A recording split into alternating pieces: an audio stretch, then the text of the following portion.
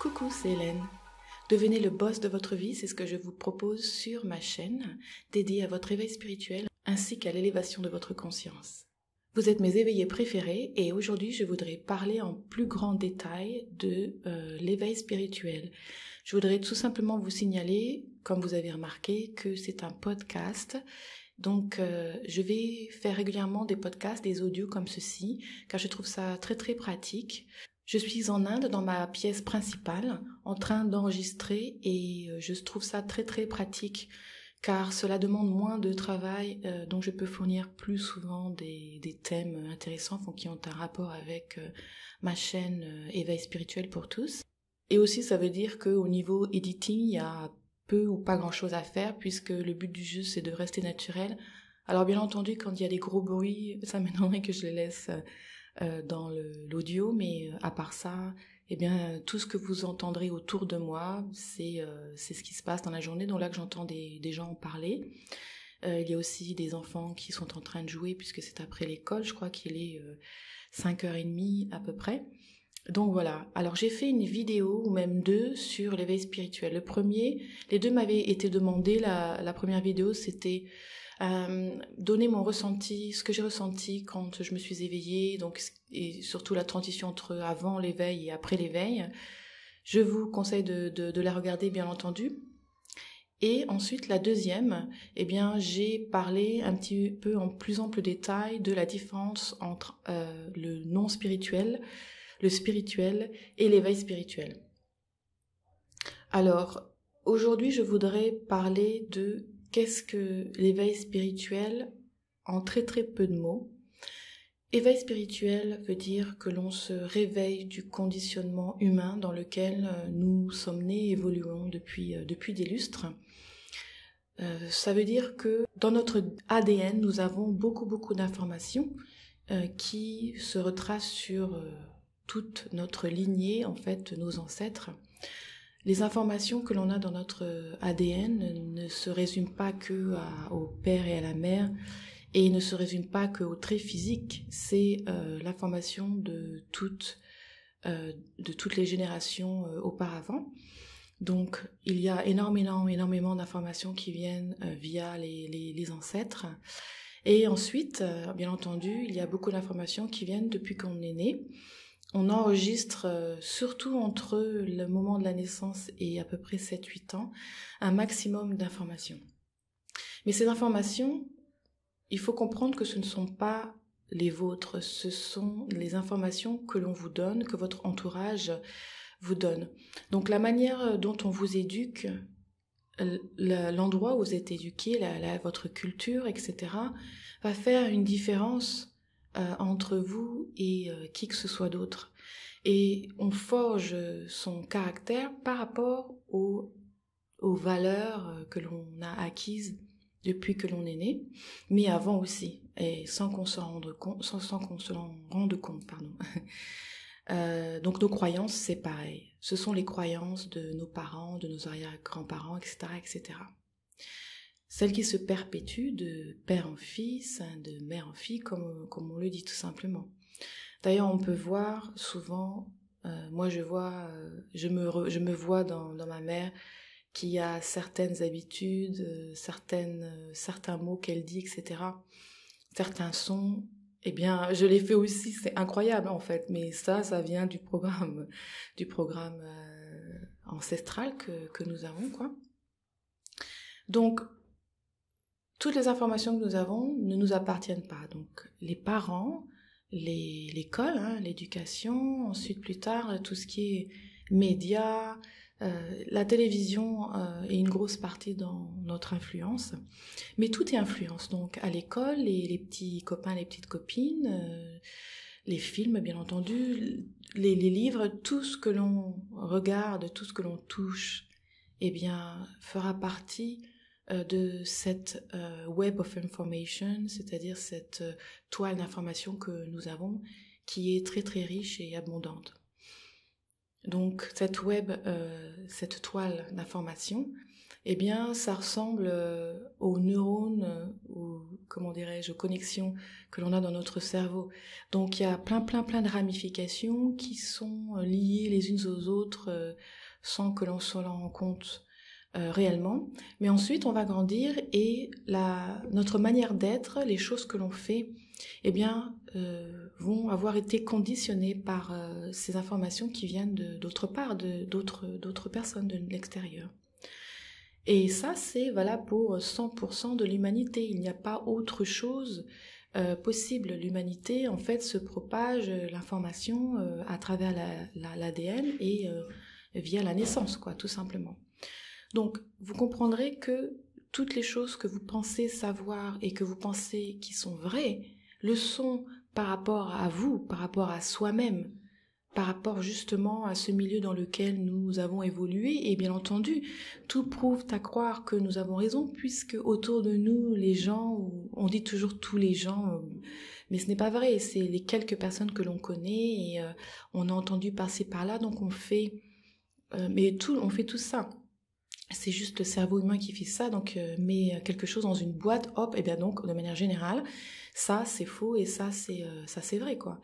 Donc personne n'a tort, on a tous raison dans notre vie, dans notre dimension, mais ce qui est important, c'est de comprendre que nous sommes tous différents sur cette terre et nous avons tous des envies, des préférences différentes. Donc en fait, la chose que l'on peut voir le plus souvent, c'est le manque d'acceptation des gens envers les autres, tout simplement parce qu'ils ont des idées différentes. Et donc ça, c'est tout à fait normal d'avoir des idées différentes, parce que nous ne sommes pas des clones, nous ne sommes pas nés dans les mêmes circonstances, la même heure, etc., etc. Enfin, voilà, quoi. L'éveil spirituel, eh bien, c'est cette façon de se rendre compte qu'en fait, nous sommes dans des boîtes, que ce soit au niveau des religions, déjà d'avoir une religion ou pas, d'être, comment dirais-je, attiré par un certain parti politique ou pas. Enfin, je veux dire, ça va loin au niveau éducation, quel est notre genre d'éducation. Toutes les choses auxquelles on croit, eh bien, tout simplement, sont du conditionnement. Cela nous met dans des boîtes et vous imaginez que ça va jusqu'à donc, si on est un homme ou une femme, notre âge, les choses, enfin notre profession, les choses que l'on aime, etc. Enfin, tout ça, ce sont des boîtes. Donc, il y a des grosses boîtes à thème, il y a des petites boîtes, des minuscules boîtes, et donc nous sommes embriqués dans ces boîtes sans qu'on s'en rende compte. Donc c'est difficile de se rendre compte que l'on est conditionné quand on est conditionné. Et d'ailleurs, je crois que je dis ça dans ma vidéo sur mon éveil spirituel. Comment savoir si l'on est conditionné? On peut seulement se rendre compte de, comment dirais-je, de l'intérieur que, en effet, c'est logique, car si l'on nous bourre le crâne, ou que ce soit à l'école aussi, je vais souvent parler de l'exemple de l'école parce que c'est un très bon exemple finalement. Par exemple, les philosophes, on vous apprend des courants de pensée d'un certain nombre de philosophes qui, certaines sont plus ou moins liées, d'autres sont différentes, mais on choisit pour vous le courant de pensée, et ça va formater votre courant de pensée à vous dans la vie.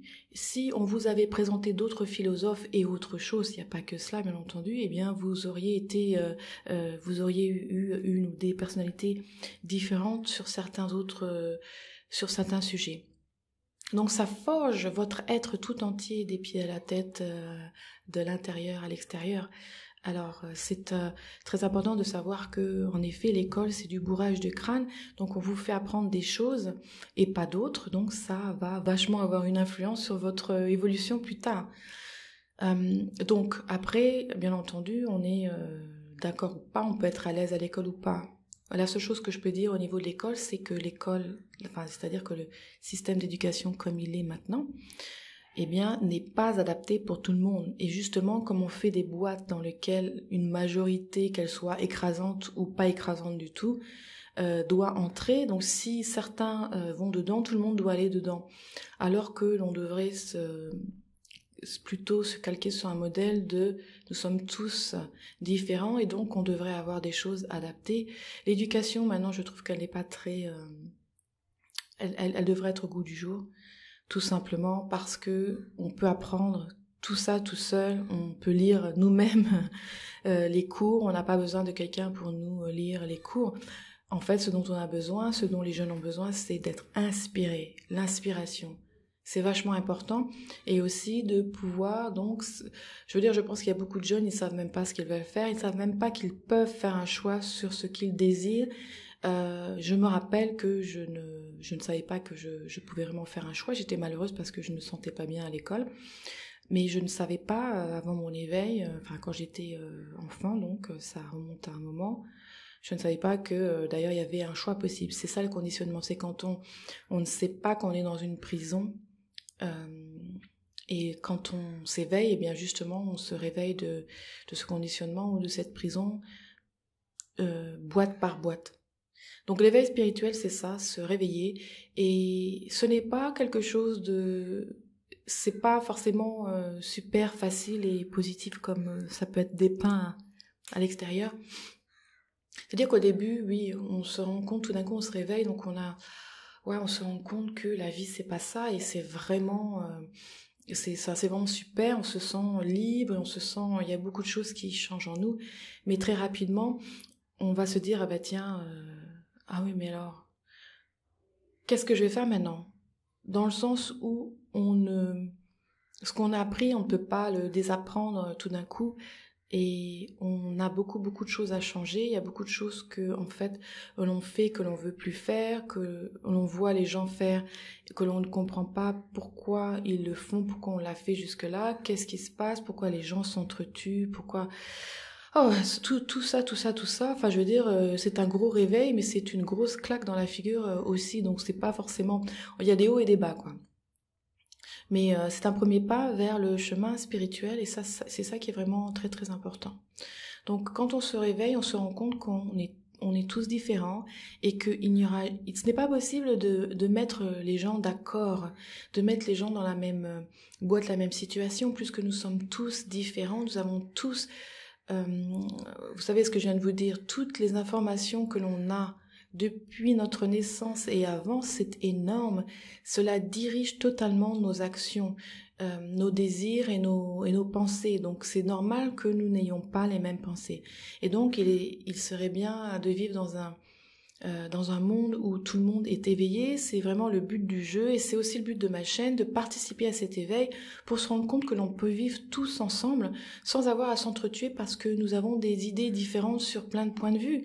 Ce n'est pas grave, ça n'a pas d'importance, et en fait il est important que l'on se mêle de ce qui nous regarde dans notre vie. Nous avons notre vie à conduire, et nous n'avons pas à emporter les gens dans notre vie, dans notre voie. Nous n'avons pas besoin d'être validés, nous n'avons pas besoin de quelqu'un pour nous prendre par la main, et nous devons assumer les choses, les choix que l'on fait. Et c'est important aussi d'assumer les choix, par exemple, il y a des tas de moments où dans la vie, on se dit la vie, elle n'est pas juste, je sais pas moi, je souffre, je n'ai pas assez d'argent, je suis malheureuse au travail, je suis pas en très bonne santé, etc. Mais en même temps, on se remet pas en cause, ou pendant 2 secondes. C'est-à-dire, on se dit pas, il faut changer d'alimentation. On n'arrive pas à comprendre que c'est la répétition de nos actes, même s'ils sont inconscients, toujours est-il que l'on les fait, et que de manière logique, si on se nourrit mal pendant des années, eh bien à un moment donné, le corps s'affaiblit et peut provoquer des maladies, ou pas forcément des maladies, mais des choses inconfortables. Ce n'est qu'un exemple. Je suis malheureuse, je déteste mon travail, eh bien il faut en changer de travail. Parce qu'on ne peut pas non plus se plaindre que notre vie est détruite parce qu'on est dans un travail que l'on déteste, alors que personne ne va nous faire changer de travail, personne ne va faire les choses à notre place, donc il faut en changer.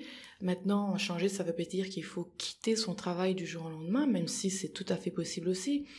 Mais il faut faire suivant nos valeurs, les choses que l'on peut faire. Si on a peur de se retrouver du jour au lendemain sans travail, il faut bien entendu préparer un plan d'attaque, et donc tout simplement le suivre jusqu'à ce qu'on ait une nouvelle carrière qui puisse nous donner quelque chose dans lequel on puisse s'épanouir. Il y a d'autres gens, le fait de quitter le travail du jour au lendemain les booste vachement, leur donne de l'énergie. Donc vous voyez bien, comme on est tous différents, on peut pas dire quitte ton travail ou fais un plan d'attaque sur les prochaines 10 années. Voilà, je veux dire, entre les deux, il y a tout à fait la possibilité de faire un bilan, de se dire, bon, quelles sont les choses que j'aime réellement? Le problème, c'est que le cerveau, la logique, va toujours aller dans la même direction et vous faire aller dans ce qui est le plus sécure. Alors que ce que vous voulez, c'est faire quelque chose que vous aimez. C'est pas forcément ce qu'il y a de plus sécure tout de suite maintenant. Mais l'important, c'est de voir le nombre d'heures dans notre vie où on doit travailler et d'arrêter de dire je dois travailler, mais plutôt de dire j'ai une activité qui me rapporte de l'argent pour payer ma vie comme tout le monde. La différence, c'est que je n'ai pas l'intention de souffrir et de faire un truc que je veux pas parce que la société met dans la tête que c'est pas, enfin, la société dans le sens c'est-à-dire c'est un accord collectif depuis des millénaires que il faut travailler, que c'est dur et plus on travaille dur, plus on en chie, plus on est des gens bien ou ce genre de choses. C'est n'importe quoi. Le but de la vie, c'est pas souffrir et donc se flageller constamment, faut arrêter. C'est le plaisir, la vie. On est là pour découvrir, apprendre, avoir du plaisir et bien sûr avoir des peines aussi puisque l'apprentissage passe à travers donc ses hauts et ses bas. Donc on a des peines, mais on a des plaisirs. Mais on n'est pas obligé de se flageller, de faire quelque chose qu'on n'est pas obligé de faire. Si on doit travailler pour gagner des sous, pour payer son loyer, mais autant faire un truc que l'on aime. Et c'est pour ça, pour en revenir à l'éducation, il faut mettre les gens dans la direction de ce qu'ils sont, les choses qu'ils ont en eux, les choses qu'ils savent faire. Souvent, les choses qu'on sait mieux le faire, c'est parce que ce sont des choses qu'on aime faire, qu'on adore faire. Donc, du coup, c'est facile de savoir dans quel genre de direction, mais comme on nous bourre le crâne, et de nous dire c'est mieux de être en scientifique ou ce genre de branche où ça portera plus de travail, où il y aura un salaire plus important. Mais qu'est-ce qu'on s'en fiche d'avoir un salaire plus important et de servir la société avant soi alors qu'on n'est pas heureux. L'important, c'est pas de gagner plein d'argent. Qu'est-ce que vous voulez en faire de cet argent? L'économie se casse la figure. Maintenant, on arrive à un moment où il faut vraiment partager, penser aux autres en même temps que soi et non pas penser à soi de vouloir faire plein d'argent, etc. Trouver des solutions. Une vie minimaliste et c'est la nouvelle façon de vivre et non pas de vouloir vivre comme des stars qui sont tellement malheureuses, qui se suicident, qui prennent de la drogue et qui boivent, etc. Je veux dire, c'est quand même pas du bonheur. Et pourtant, il y a toujours des gens qui sont endormis devant ça, alors que ces gens ne sont pas heureux, quoi. Ils essaient de vendre un style de vie pour faire de l'argent et parce qu'ils ont des contrats de publicité tout simplement. Mais en réalité, ils se sentent aussi vides que vous, aussi seuls que vous, aussi je sais pas moi, manque d'entrain de la vie, pareil quoi. Donc ce qui est important, c'est vraiment de prendre plaisir dans chaque action. J'ai vraiment appris ça et je l'apprends chaque jour. C'est un travail qui n'a pas de fin, quoi. C'est un apprentissage qui n'a pas de fin. C'est de vraiment apprécier maintenant et de pas penser à comment je vais réagir maintenant par rapport à la veille ou demain ou dans un mois. Non, il faut être cool et vraiment aller avec le flot de la vie, et ce sont ces petits moments qui vraiment accumulés rendent les gens heureux, quoi. Et c'est sûrement pas l'accumulation de choses, parce que plus on a des choses, plus on a peur de les perdre, que ce soit les gens, comment dirais-je, les objets ou quoi que ce soit. Donc ce qui est important, c'est quand on s'éveille, c'est de se rendre compte que, eh bien, c'est ça qu'il faut pouvoir gérer.